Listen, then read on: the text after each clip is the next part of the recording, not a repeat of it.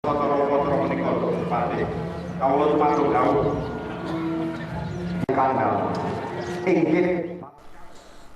warga Kabupaten Blitar, Jawa Timur berkumpul di alun-alun Blitar guna mengikuti prosesi ritual adat kirap Gunungan Bersih Nagari. Seluruh peserta ritual juga diwajibkan memakai busana tradisional atau adat Jawa.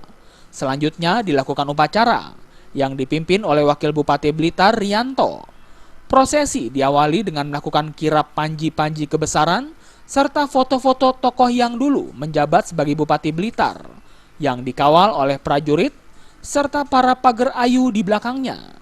Di belakang rombongan juga diusung dua gunungan lanang dan wadon yang terbuat dari hasil bumi. Gunungan ini sebagai ungkapan rasa syukur atas kemakmuran yang diberikan Tuhan Yang Maha Esa kepada masyarakat Blitar, sekaligus sebagai perwujudan doa agar terhindar dari malapetaka seperti kekeringan.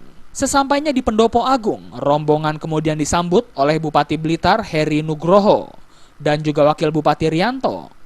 Selanjutnya, dua buah gunungan ini diperebutkan bagi masyarakat. Mereka meyakini bila mendapatkan jajanan ataupun makanan, maka sama halnya mendapatkan berkah. Mendapat berkah itu. Ya, berkah seperti apa, Pak? Berkah ya seperti awet muda, terus tambah rezeki, bayar rezeki. Ya, biar awet muda, makan tumpeng ini biar awet muda. Terus selain itu apa, Bu? Ya, biar besok cucu saya, anak saya biar bisa seperti Pak Heri Nugroho itu.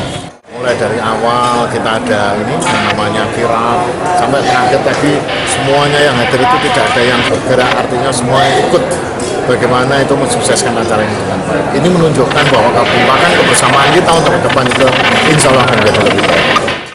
Sebagai sebuah tradisi masyarakat, kirap Gunungan Bersih Nagari ini memiliki daya tarik dalam pengembangan pariwisata berbasis budaya. Tradisi budaya ini berpotensi menarik wisatawan lokal maupun mancanegara. Dari Blitar, Hoirul Abadi melaporkan.